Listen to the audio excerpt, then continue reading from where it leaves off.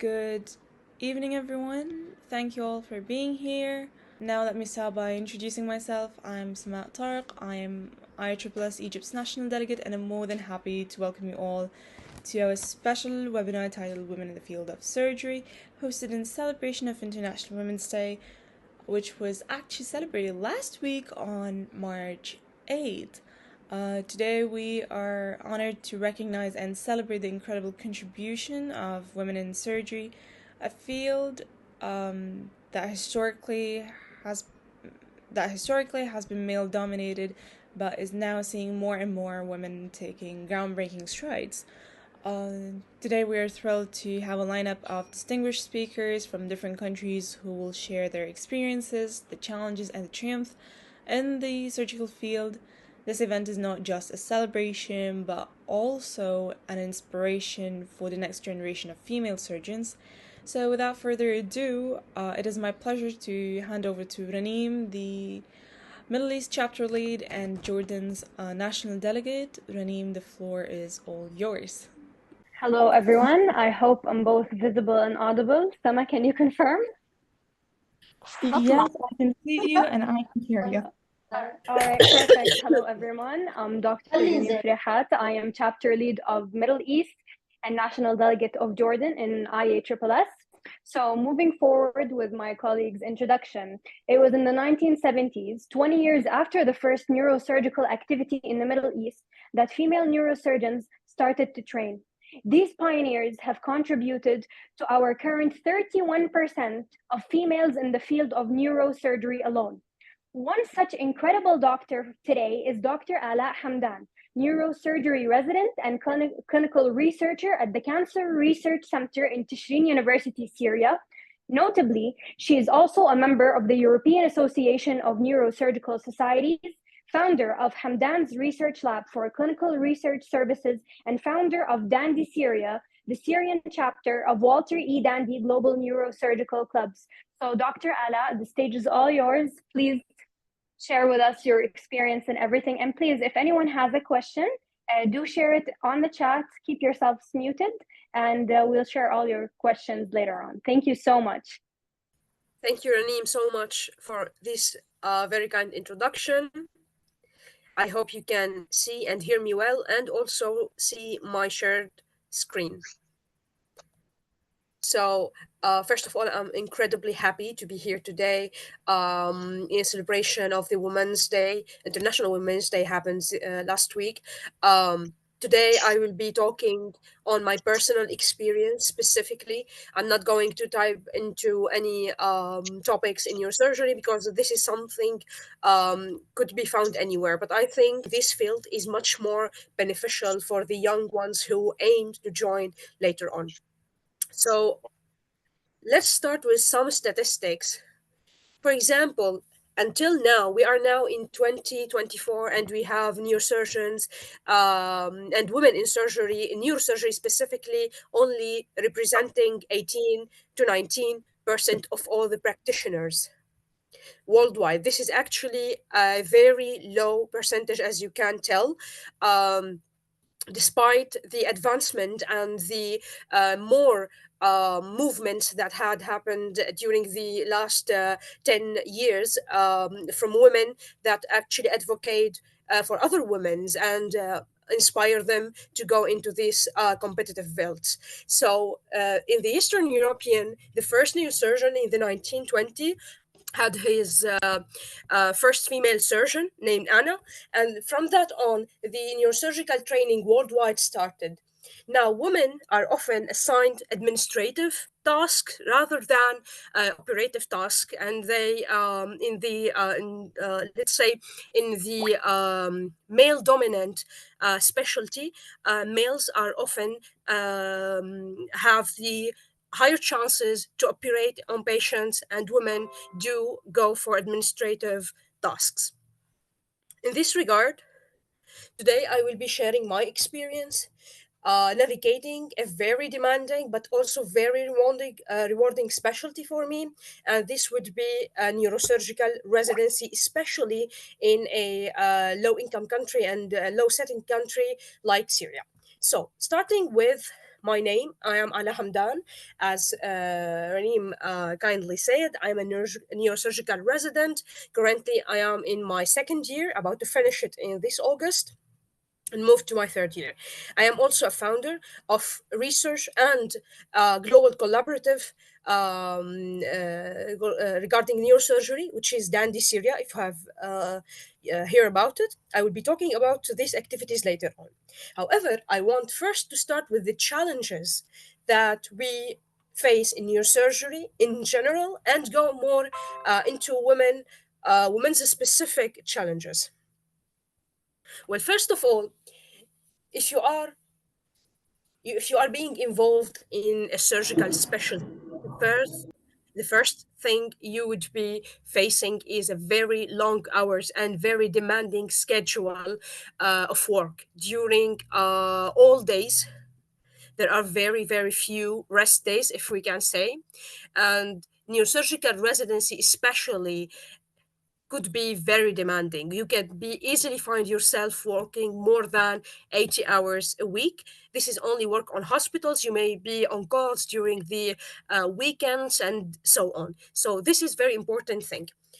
However, my approach to everything, if we have a problem, we immediately start working on the solutions and the approaches to reduce these burdens. So, for this thing, I will be sharing also my techniques that I use to navigate these challenges and keep my mind focused during the whole week, month by month, and year by year. My thing for long hours would be scheduling naps. This could be as easy, yes, and as scheduling naps during the workday. We have some breaks for residents to, to rest, to go for eating or other stuff. This is not time for me to go on social media or do anything distracting or anything. I only need to rest so I can do my tasks as focused as possible during the day. Another thing is, especially that I am navigating another work in clinical research alongside with my clinical practice, is delegating tasks. Anything that could take a lot of time and actually needs a lot of energy to be achieved, I can easily delegate it to someone else, even if I am paying a little bit more. However, I would be able to focus on my work and in residency and in research, both in a very good manner. So my always message for every resident or the even medical students in their in their clinical years in Syria, that would be the fourth, fifth, and sixth year. Always work hard, but also rest hard. You don't want to overwhelm yourself and go into burnouts. And another thing is that balancing the personal life could be very challenging, and you need, as I said, to find a schedule of duty of days or hours so you can communicate with family, loved ones, do your personal things, whatever. But all of that needs to be scheduled so you know when you have to rest. And as you know, work never finished. You can easily find yourself taking calls, taking consultations, especially in the Middle East. East we have, for example, in my residency, we do have. Let's say rotations in different hospitals because we are affiliated to the Ministry of Health. So we do have work days in other hospitals. Maybe that could be for a rotation of 2 to 4 months, depends. So some places, especially in low setting area like Syria, you would find some hospital who doesn't have let's say places or departments for neurosurgical care. So you would easily find yourself taking calls from your colleagues, being on consultations online, you know, and that could be daunting actually. I'm not saying you don't have to help your colleagues. That's definitely not the case. However, I'm saying that keep in mind that if you do respond to everything around your environment, you eventually will be burnt out.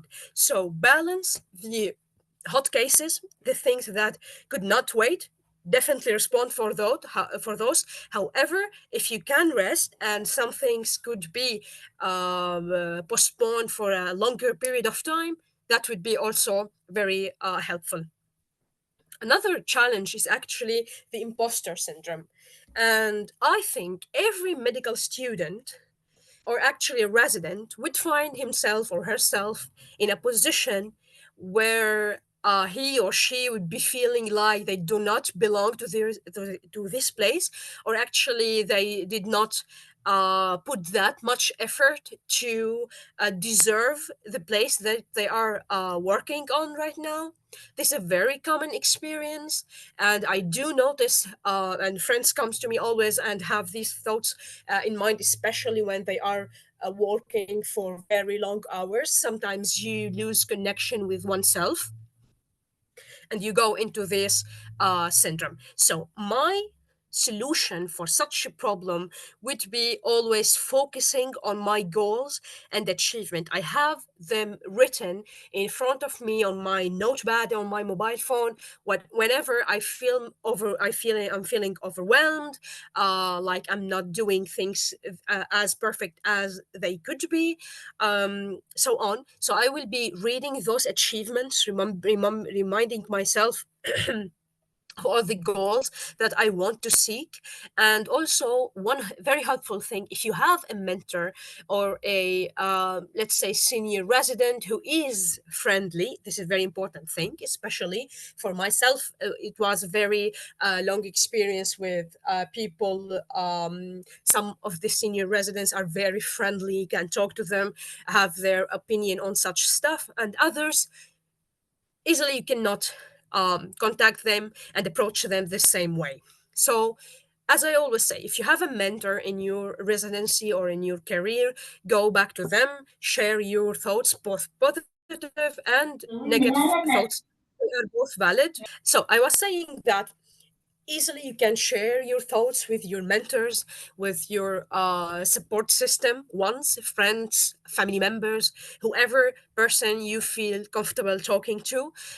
Resolving this problem and those feelings is essential in keeping your mind focused on your work, especially in such demanding schedule. You don't want yourself overwhelmed by negative thoughts and very demanding schedule. So as I said, always talk to yourself positively, and this is not faking things, this is yourself being in a position that you have been working for a very long time, and you deserve where you ended up. So this is also one another thing.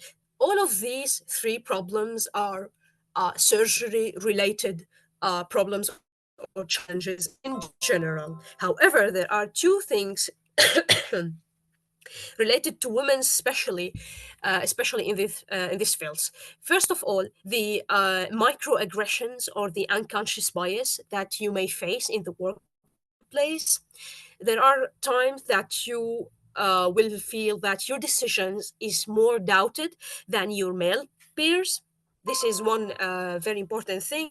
Sometimes patients do that. Sometimes patients think you are the nurse, you are the administrative person in the team, and so on.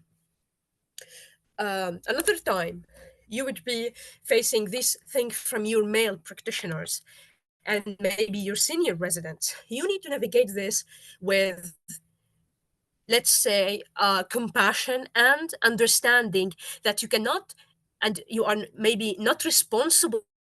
If I can be more specific, you are not responsible for people's thought. You are here doing your job, and those people needs you. You do your task, you don't mind what they are thinking about you. Simply, if someone came to me, for example, and that happens many times, and asked me, "Are you the nurse?" I would say easily, "No, I am." I would be introducing myself. Let's say Alaa, and I am the neurosurgical resident. Here will be taking care of you and helping you with your problem. So this is very important thing. Um, in Middle East specifically, you may find sometimes patients tend to make request from you to have a male neurosurgeon supervising their case. In this case, for myself, I would be very direct, apologize for the person. We cannot do this. We are not going to call another colleague. I am the one. If you want to have your problem solved in this place, this is my shift. I am going to be responsible for the case. If that's okay to you, that you are most welcome. And if you are not, please find another place that you can resolve your problem in. Okay, so another thing is that you may have, and this happened also very few times, making inappropriate comments about your gender in your surgery. Some people will find women less feminine if they are going into specialties that are competitive, like surgery, and especially orthopedics and neurosurgery. I have a colleague also in my hospital. She's orthopedic surgery.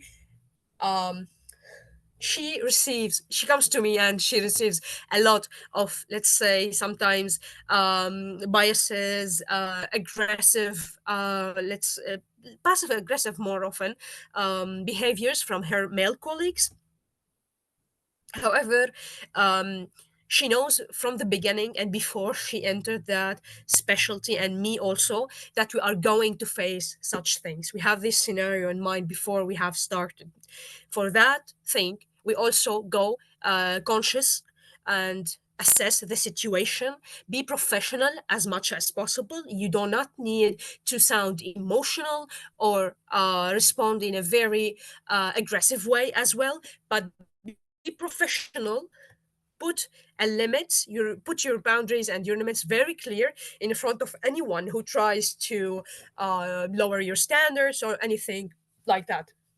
This is also a very important thing here. As I said, in any career you pursue in the world, you need mentors who can teach you, guide you, and so on. It would be great if we are having female role models and mentors who can help us, because they are going to understand us better.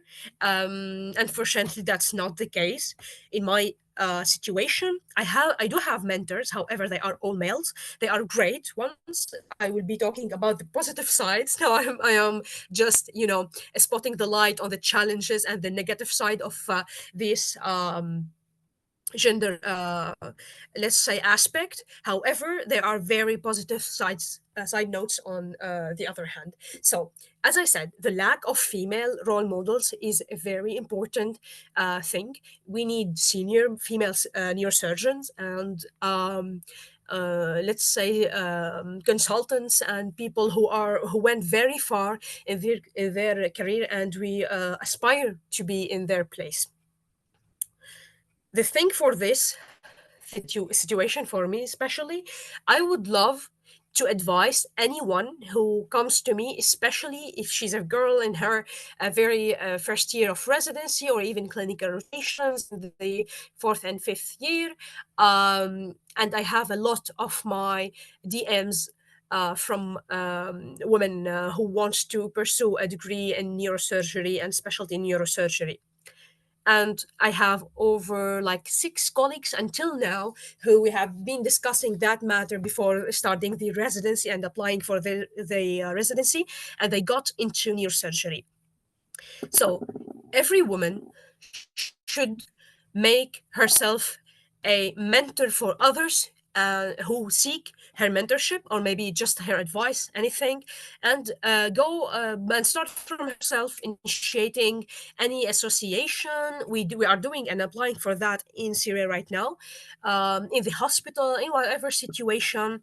If you are doing also research assistantship or teaching assistantship, and you have a lot of medical students, female medical students actually, asking you about surgery and the neurosurgery or any competitive specialty, you can act as an advisor and someone from experience, talking to them and motivate them to understand those challenges, but not stop pursuing their dreams because they are going to be maybe faced with some aggressive comments or biases or whatever. So this is the challenges, and we need to overcome them. That would be easily, as I said, always highlight your strengths, understand who you are and why you are doing what you are doing. Your goals will always help you find the path and navigate all the difficult situations that you are going to face in these competitive specialties. Second thing I always remind myself is leading by example. I find myself a person who was able to pursue neurosurgery in a very this is a very competitive specialty, and we are at a very hard times in Syria to navigate many things alongside being female and being in surgery and other stuff. So always lead by example. You are someone who have experience, you should transfer that knowledge and those experiences to other generations and peers and medical students in your field. Another thing is that you always have to offer advice from experience, as I said, to other peers, build a support system, networks, mentors, and also always try to mentor people as much as your time allows you. This is a very, let's say, um, very theoretical principles. However, I am very proud to share with you few experiences that I had the chance to implement all these thoughts into actions. And I hope this inspire as much as possible, inspire you to go initiative. In this, I want to make a note about the initiative spirit sentence here. If you are doing surgery and if you are doing a competitive specialty like neurosurgery, if you are going to be a leading physician in your specialty, you need this spirit of initiation. You do not need to wait for the opportunity to come to you. You rather should be creating your opportunity and creating your success. My qualifications were actually from my fifth year. I started research. This is a very short story, but I think it inspires me always to remember it and my peers when I talk to them about it. I was fifth year medical student in a very low setting. We don't have research distributed in 2019 and 18, I think. So the infrastructure of research at that time, and the circumstances were very difficult in Syria regarding making collaborations or traveling abroad and all this stuff. So I find myself in a situation where I have ambition, however, I have a lot of restrictions that keep me limited, let's say. So there were I was very invested in neurosurgery and neurotopics. I was looking someday on internet. I was looking into research specifically in TBI, which is traumatic brain injuries, and I wanted to learn more about the mechanisms and the pathophysiology and those stuff. So I was browsing the internet, and on Google, um, just a ad pops up on in front of me regarding the GNS first study. So I entered and started browsing, reading about this opportunity, and it was a global collaborative starting in from Egypt, from a very famous researcher right now, Ahmed Najida, if you know him.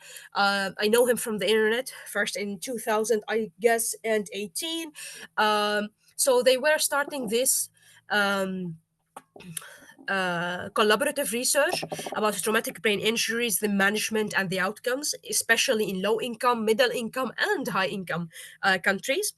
And the mentor was Dr. Ahmed Rislan. I was doing the research. They were asking for volunteer persons and medical students to enter from many countries around the world. I sent them an email immediately. It was, I think, 4 a.m. in the morning. I sent an email and I said we have a hospital. I was affiliated to Tishreen University Hospital, which is a higher educational hospital, and the infrastructure in it was better than any other place. So I asked them if we can join from Syria and do include hospitals and every center that do admit and treat TBI patients.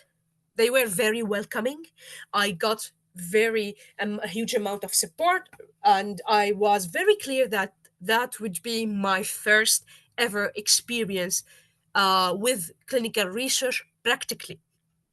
Okay, so I got their support. They were very supportive, and I started talking to neurosurgeons. This is a very important part, and it's actually a very positive part. I started reaching out to neurosurgeons in my area, then in all the cities in Syria that have hospitals to admit and treat patients with TBI.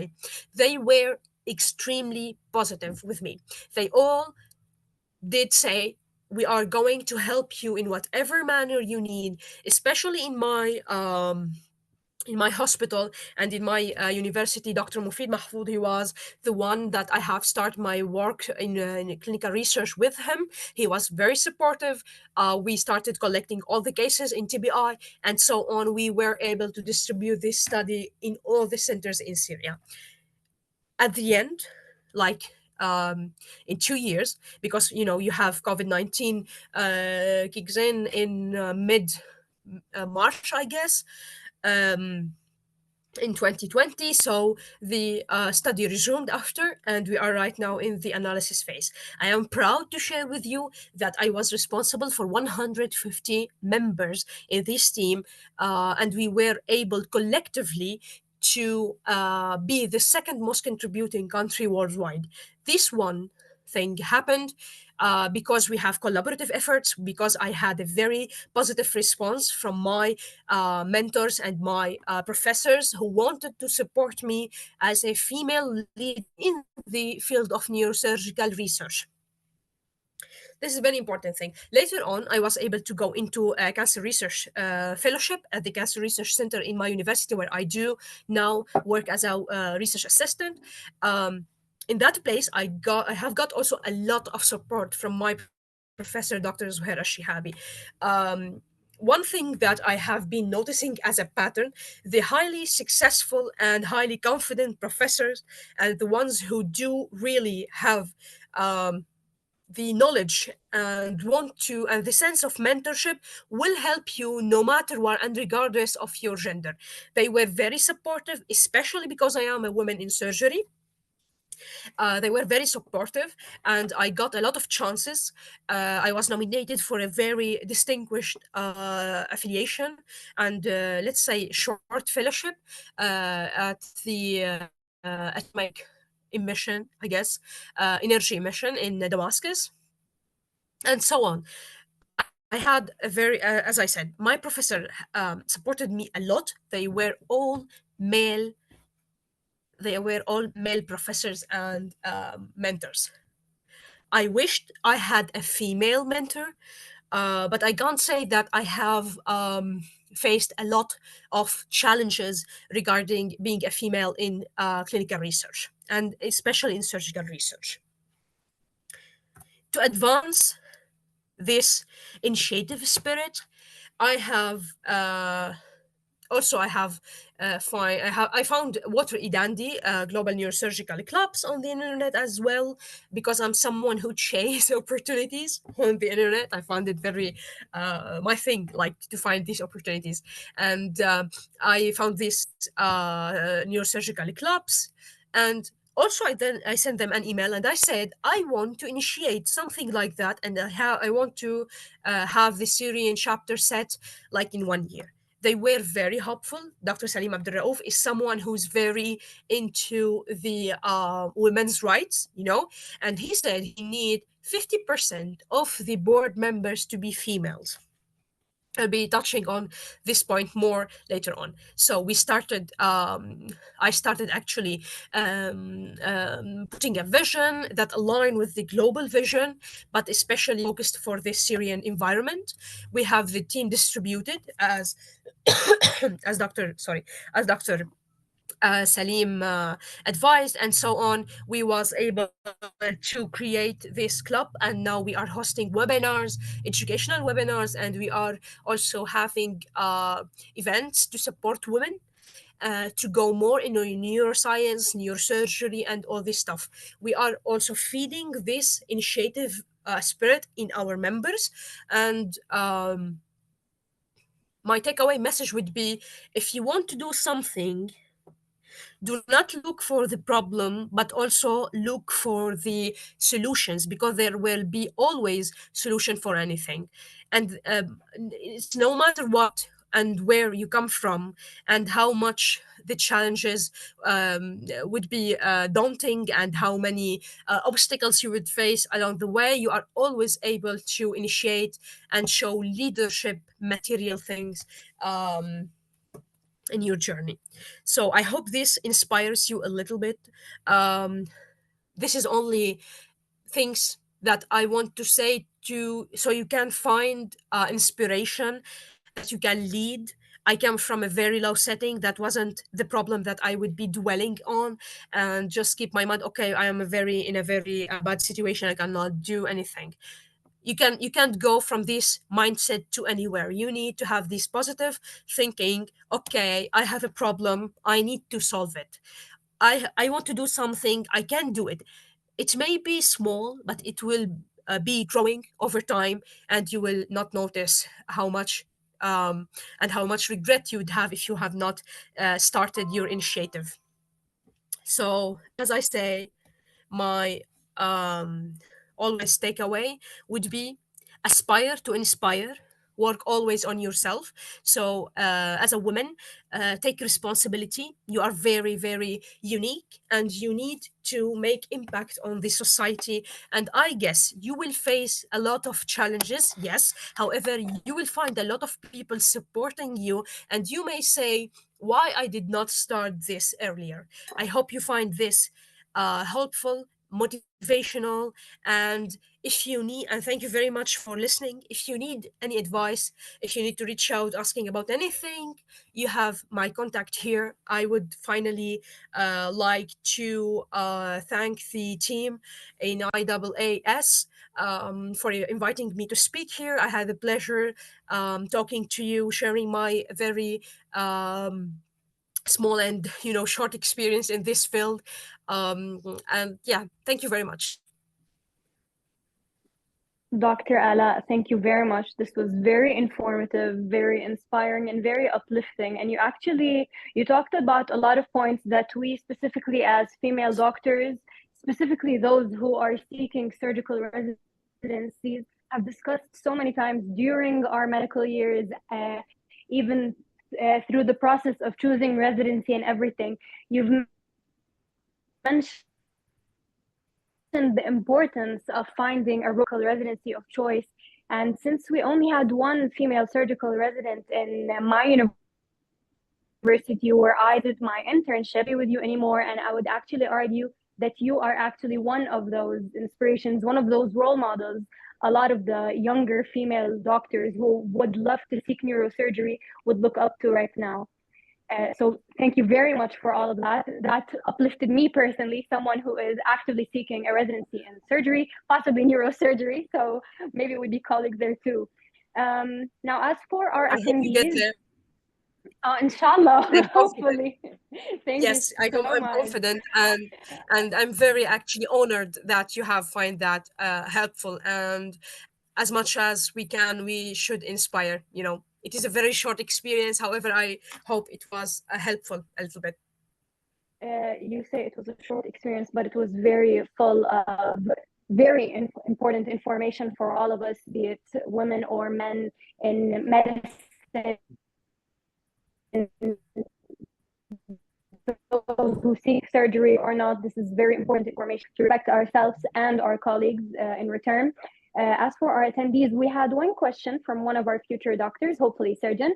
She says, hello, Dr. As you are the chair for a research club, are you giving any research courses? And if yes, what is the process of registration and what is the benefits of it? And she thanks you in advance. Okay, great. Yes, we do have research courses. We do have also a calendar that we announce every year in the end of the March. So this month would be the date where we launch our annual calendar. We do have courses regarding three things, mainly first of all, the basics. We need to have our trainees forced and knowledgeable about the theoretical things in research. Then we do build the medical writing and the statistical analysis skills. So someone finds himself very good at writing and he wants to upskill himself, he can go to the academic writing thing. If you are someone who is interested in statistics and so on, you would be able to have a biostatistical course. After that, we do have internships. This is where you go from theory to practice. You have your first research project, applied one, and we stand by your side until you achieve the publication part. So yes, we do have, and we are welcoming anyone who need advice. As I said, you can contact me whenever time you need, and I also would love to have any collaborative events in the future in this regard. This is like my fun thing, activities outside surgery. That sounds amazing. I think we're going to have to do that with you and Dr. Lara. I hope that answered your question. If anyone has any other question for Dr. Alaa, please speak now or forever hold your peace. Well, I think for now we don't have any questions, but as you can all see, we have the contact information for Dr. Alaa if you'd like to personally contact her regarding research or any questions as she mentioned. If there is nothing left, Sama, I hand the mic to you and to our wonderful next speaker, Dr. Eman. Thank you, Dr. Alaa, so very much. We loved your presentation and we loved all the information you've shared with us, and we hope to have you again in the next event, inshallah. Inshallah, it was my pleasure. The pleasure. Well, yes. Thank you so much. Thank you. First of all, thank you again, Dr. Alaa. That was very insightful. I myself found it very inspiring, so thank you so much. We wish to have you again. And then moving on to our next speaker, Dr. Eman. Dr. Eman is a lecturer at the Otolaryngology department, head and neck surgery at Mansoura University here in Egypt. She's one of the unique surgeons in Mansoura University, and I'm very honored to introduce her and let her have the microphone herself. So Dr. Eman, please, you could share your screen. Hello, Sama, can you hear me now? Yes. Okay, I'll share my screen. Just a second. Sure, no problem. Can you see it? Yes, thank you. Again, just a second. Sure, no problem. Thank you. So, good evening, everyone. First of all, I'd like to thank the organizing committee of IASSS for having me today. My name is Eman Salem, lecturer of Otorhinolaryngology, Mansoura University Hospitals, and my talk today is under the title of Spotlights Down the Road. So, as Sama told me that most of the audience are medical students, so congratulations, you got married to medicine. And you will be spending the upcoming years of your life discussing a patient case or talking about medicine, making PowerPoint or writing a research paper. So go through all the specialties from now on and find your passion. Either it is medical or surgical. Even if you take one of them, explore your potentials because you can find the same people in the same place. Some of them have skills in teaching, others have skills in surgical skills or hand skills, and others have leadership skills. So from now on, find your passion and explore your potentials. Moving to the second slide. In Egypt, if someone proposes to you and you are not convinced, they tell you love comes after marriage. And that's exactly what happened with me and ENT. Actually, I was planning to select hematology as a specialty, and the night before the official decision-making day, my dad told me that I'm going to deal with lymphoma and leukemia patients and I'll get depressed. So he told me to pick surgery, and the second day I chose ENT. Actually, I knew nothing about ENT. And what I like about it now is the diversity.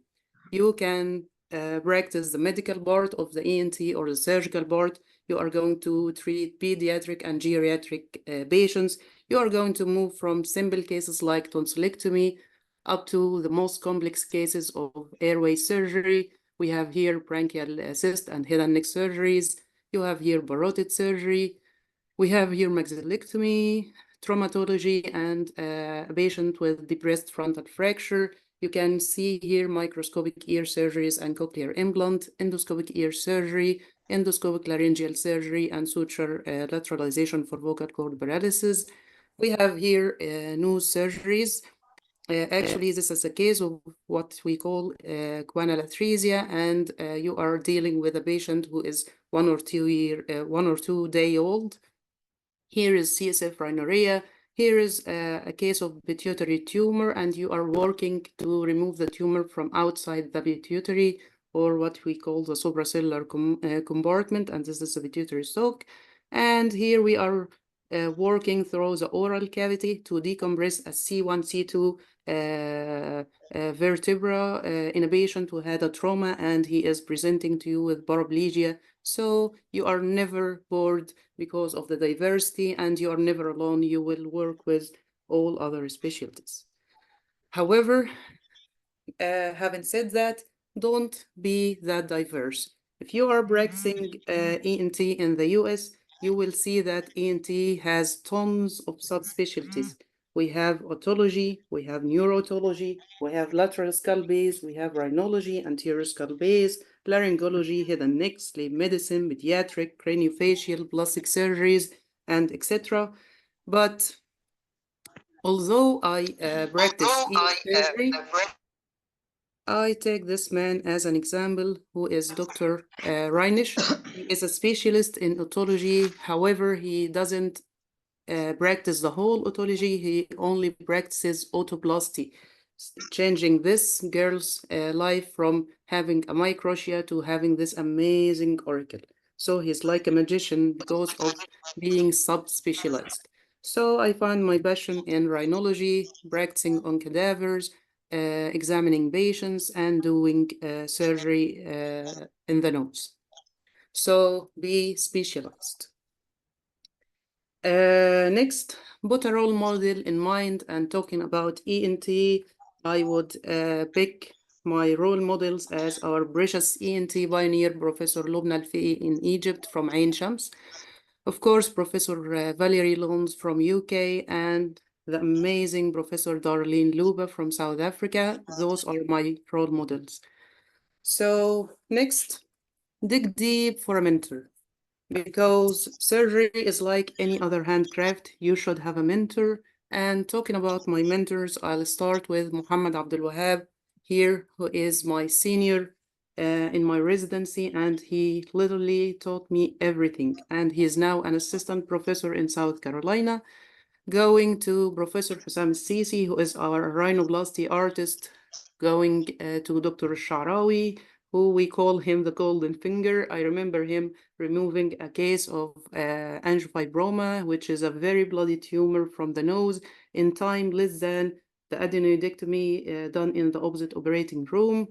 And moving to Professor Yasser Khafagi, who was my supervisor in my master thesis and taught me how to love rhinology and research.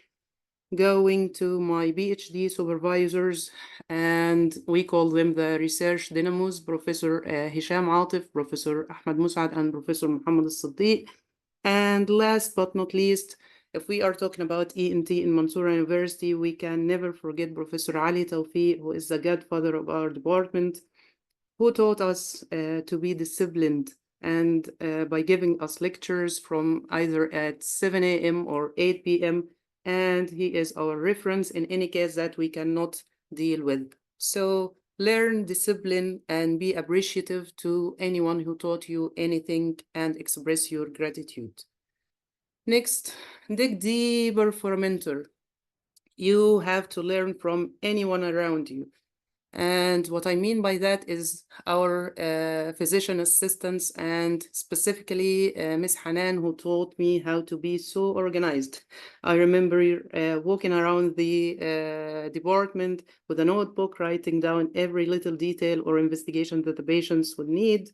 And similarly, Tracy, who was Professor Ricardo Carao, physician assistant, she was actually his right hand, and she was so perfect that everyone missed her, and patients kept asking about her once she retired. Moving to Miss Ikhlas, who is a scrubbing nurse, and she taught me every small trick and every small detail in otology that you might not get from seniors. And finally, our rhinoplasty experts, Asma and Asma.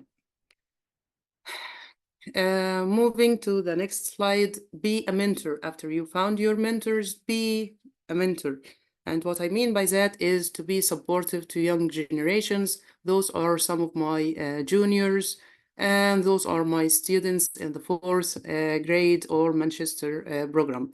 And being a mentor to this younger generation is going to last forever.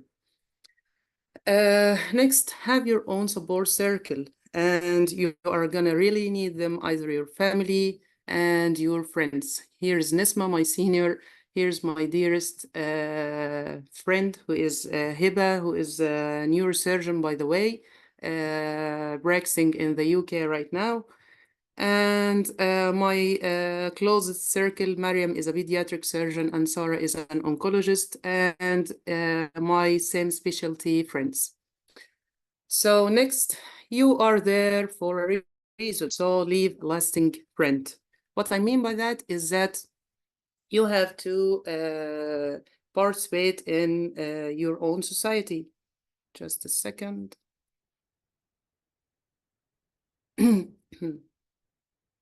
Okay. So you have to participate in your own society, participating in medical convoys or making a difference. And here is Professor Hussam Sisi, our rhinoplasty artist, working on a patient who I guess had an animal bite in his nose, and here is how his nose looks like, very deficient skin and cartilage. Here is after he reconstructed the underlying cartilage, then taking a forehead flap to reconstruct the skin, and this is the final look. And next, those are my patients having rhinosinusitis complicated by orbital abscess, and this is before drainage of the abscess and after drainage of the abscess. So leave a lasting print in the place you are working in. So next, every patient gives you a lesson. If you don't get it, you don't learn. And at this slide, Sama told me to talk about the patient who I never forget, and that would be the Strider guy, as I call him. Actually, I was on a call for 4 consecutive days from Wednesday to Saturday, and Saturday morning he shows up with a history of epileptic fit and several unsuccessful trials of intubation. And at the moment, he had laryngeal edema and he is desaturating. So I do a tracheostomy in less than 1 minute in the worst circumstances ever. No lightning, no suction, no cautery, nothing. Actually, it reminds me of Sandra Bullock who, in The Heat, when she tried to do a crick with a bottle of vodka, knife, and straw. Same circumstances, but luckily different outcome. And however, it's not always that bright. So I had what I called my death list. In this list, I wrote down patients who passed away because I missed a detail or had to do something differently in order to save them. So every patient will give you a lesson. If you don't get it, you don't learn. Next, don't you ever get disappointed. And for example, my joint mission grant, I applied for this grant in 2018, and thanks to COVID, I traveled in 2021 after 3 years. And another example of don't get disappointed is my first publication. This is my master thesis. I started to submit it in November and it got accepted in the next July. So around 10 months of trials and errors. And as they say, rain begins with a single drop. Those are my subsequent publications later on. Next, be a bounty hunter. What I mean by that is apply to everything that shows up in your way. Apply to conferences and young generation competitions. I won first place and third place. Apply for fellowships and scholarships. Here I got a fellowship as a course, as a cadaveric dissection course with Professor Stamberger, sponsored by the CC Institute. And here is me winning the grant as a joint supervision mission in Wexner Medical Center, Columbus, Ohio, under supervision of Professor Ricardo Corrao and Professor Daniel Privadillo, neurosurgeon.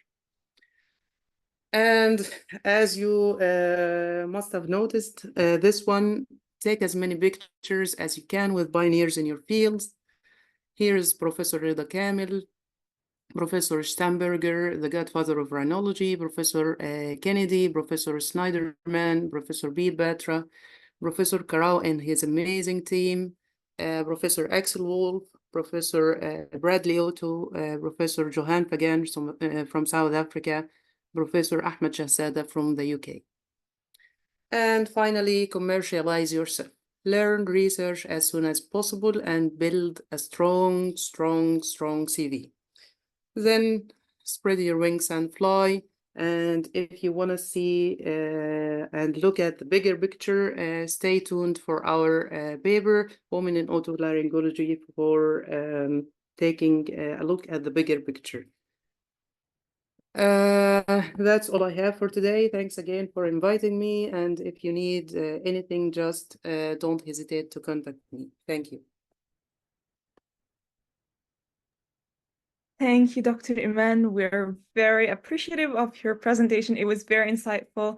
For fun fact, I actually last year I I perforated my middle ear and my tympanic membrane, and all thanks to an otolaryngologist who fixed it for me, and now I can hear perfectly. So I'm very grateful for ENT and this field.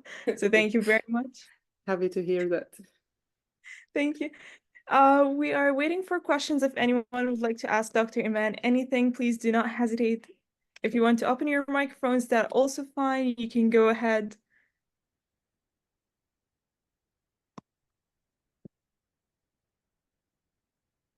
All right, someone sent us a heart. That's amazing. I think they're very satisfied with today's webinar. Again, I would like to thank both of our speakers, Dr. Alaa and Dr. Eman. That was very insightful. Thank you so much, both of you. And I would like to apologize on behalf of our third speaker, Dr. Sarah. Unfortunately, she was unable to make it today. She had a very urgent meeting, and according to her time zone, it would be very hard for her to manage the webinar and her meeting. So we apologize on our behalf, but we're very grateful for everyone who attended today's webinar, and we're very grateful for our speakers. Thank you, everyone. Thank you so much. Happy to hear from you and happy to know you. Thank you.